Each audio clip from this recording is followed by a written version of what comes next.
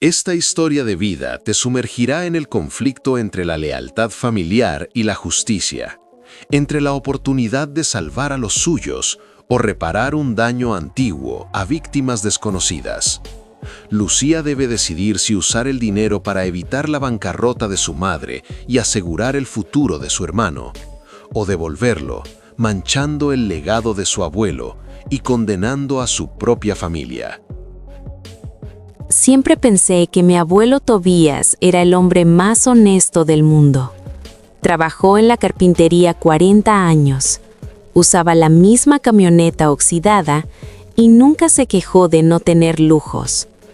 Por eso cuando murió y me dejó su vieja casa, lo único que esperaba encontrar eran recuerdos y herramientas viejas. Pero el ático tenía un secreto. Un día decidí subir al ático para ver qué podía haber allí. Tal vez recuerdos, fotos de su juventud, viejos muebles que ya no puedan usarse o tal vez que se pudieran vender.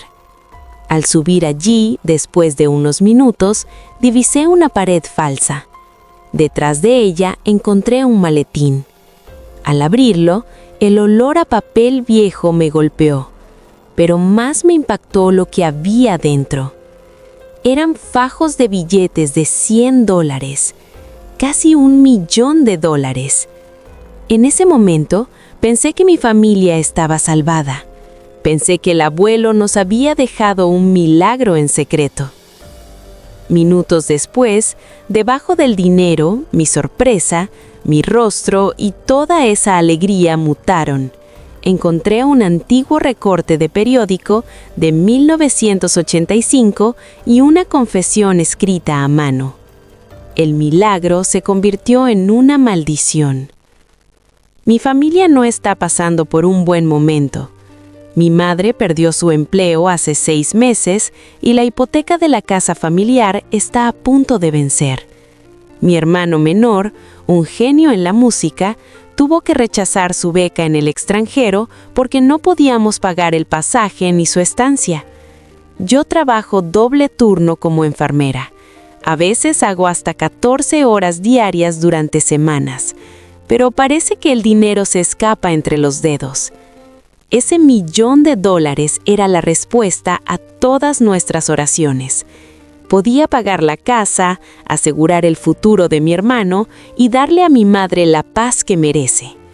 Pero la ética es un lujo que la pobreza te hace cuestionar. Leí la nota del abuelo. En 1985, Tobías no era el carpintero tranquilo que yo conocí. Era un hombre desesperado. Tenía muchas deudas por dinero que le prestó a gente amiga y que nunca le devolvieron. En esa angustia, alguien que sabía de su problema le habló de hacer un robo que lo ayudaría a salir del apremio. Era un compañero de trabajo que ya tenía una condena que cumplió por robo.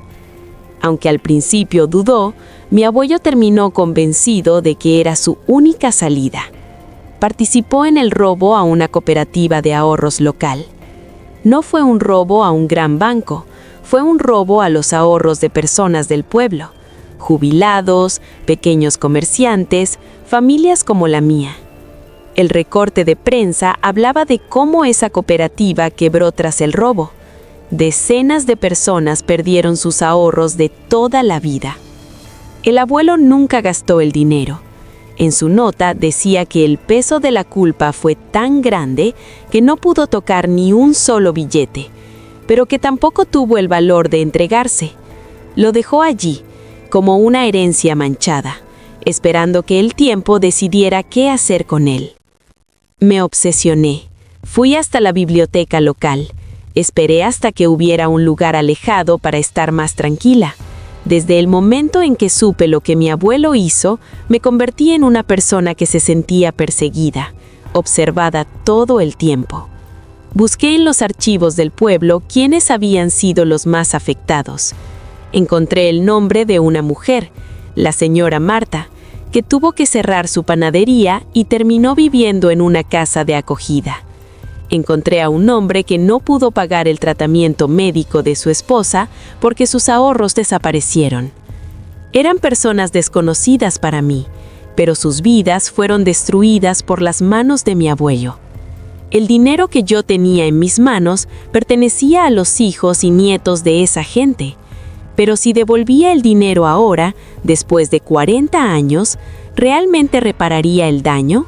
¿O solo destruiría a mi propia familia por un error que yo no cometí? Mi madre me miró a los ojos esa noche y me dijo: «No te preocupes, Lucía, algo saldrá bien. Tu abuelo siempre decía que Dios proveerá». Sentí un escalofrío. Dios no había proveído, lo había hecho el robo de Tobías.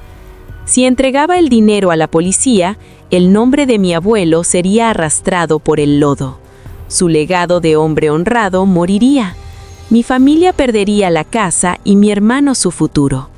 Pero si me quedaba con el dinero, cada vez que pagara una cuenta, cada vez que comprara un vestido nuevo, estaría usando el dolor de la señora Marta y de tantos otros. Estaría validando que el crimen sí paga si esperas lo suficiente. Pasé 3 noches sin dormir. Miré el maletín y miré a mi familia. El dinero no tiene nombre, pero tiene historia. Al final, tomé una decisión, una que me perseguirá por el resto de mis días. No les diré qué hice todavía. Quiero que piensen en su propia familia. Imaginen que tienen la oportunidad de salvar a su madre de la calle, de darle a su hermano una vida que nunca soñó. Pero el precio es quedarse con el botín de un anciano que prefirió esconder su pecado antes de repararlo. ¿Tú qué harías? ¿Devolverías el $1.000.000 a las víctimas anónimas del pasado? ¿O salvarías el futuro de las personas que amas? ¿Qué pesa más, la justicia o la sangre? Los leo en los comentarios. Si te gustó la historia de Lucía y su abuelo Tobías, suscríbete al canal, dale like y comenta: ¿justicia o sangre? Aquí al costado te dejamos otra historia que nos demuestra que la vida siempre nos tiene preparado un nuevo dilema.